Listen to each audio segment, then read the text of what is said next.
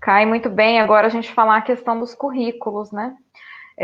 Muitas vezes a gente vê, né, nesses currículos muitas aprendizagens, né, que precisam acontecer, né? Muitos conteúdos, muitas habilidades que precisam ser aprendidas. E pensando nessa geração, nesses jovens que estão aí hoje, né? Esses currículos, eles estão totalmente adequados a isso? A gente teve aí há pouco tempo essa discussão da Base Nacional Comum Curricular, né? Teve aí toda a elaboração desse documento e os estados adequando as suas realidades agora a esse novo documento. Então, e assim, né? Também impressiona, né, que esse documento é complicado para o professor, porque se a gente pegar, por exemplo, o currículo, o nosso aqui, né, do Estado de São Paulo, dos anos finais, que ficou pronto, né, acho que final do ano passado, ele tem mais de 500 páginas, né, de informações, de habilidades, de premissas, enfim, tá tudo ali, né. Existe muito, né, e no fim das contas a gente acaba deixando de lado coisas importantes. Esses currículos, eles estão adequados a essa geração? O que você pensa sobre isso? Bem, começando pelo BNCC, a primeira parte dele, quando ele foi apresentado pelo Ministério da Educação, que é aquela parte teórica toda, né, que embasa tudo aquilo que vem à frente, que é o currículo propriamente dito. Então, essa primeira parte do BNCC é excelente, é maravilhosa, é tudo que está escrito ali, é o que nós precisamos implementar. Já a segunda parte, que é que vem efetivamente com a base curricular, efetivamente, pode rasgar e jogar no lixo. Essa é a grande verdade. Porque o BNCC é um contraditório em si mesmo.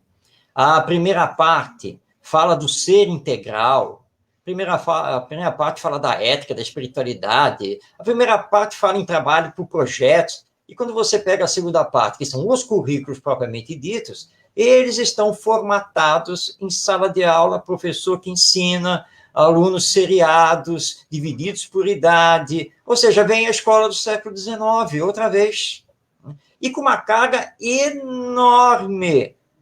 E o que você faz com um documento de 500 páginas? Você, professor, que trabalha diariamente, às vezes em mais de uma escola, com N turmas com 30, com 40, com 50, até 60 alunos, porque essa é uma realidade que nós temos enfrentado aqui pelo Brasil. O que você faz com esse documento de 500 páginas? Então, vamos repetir o professor do filme Sociedade dos Poetas Mortos. Sai rasgando e joga fora. Nós precisamos trabalhar o processo de aprendizagem. Temos que ter um currículo? Sim, mas o currículo já está lá nos parâmetros curriculares nacionais, que ninguém mais cita.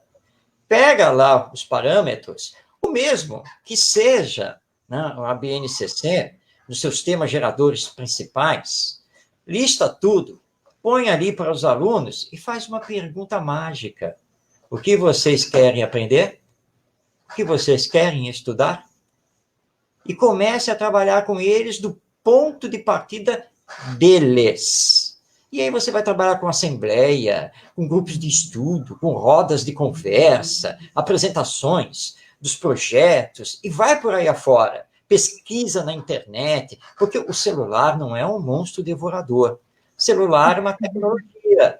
E como é uma tecnologia e é neutra, por que não podemos utilizar o celular na sala de aula? Aqui no Rio de Janeiro, a prefeitura proibiu. Você não pode usar celular nas escolas municipais. Isso é um absurdo. Porque se a escola tem rede de internet, por que o aluno não pode usar o seu celular? Se o professor, quando sai de aula, a primeira coisa que ele faz é ligar o celular e sair pesquisando e digitando.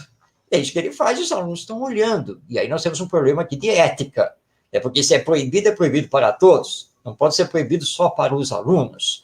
Ah, mas esses alunos de hoje em dia, se deixar, só vão ver o que não presta aí na internet. Bem, então, fecha a escola. Porque essa escola não está servindo para nada. A escola foi criada para educar. E ela não está educando. E aí o aluno dá algum problema, o que a escola faz? Expulsa.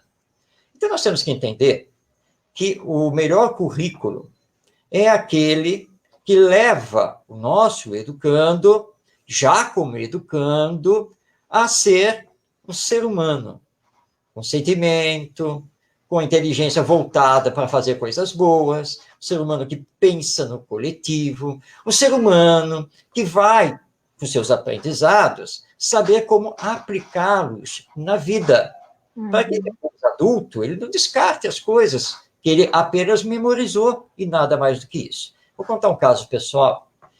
Quando eu fiz o meu ensino fundamental, eu tive um professor de matemática, ele era um expert em equações.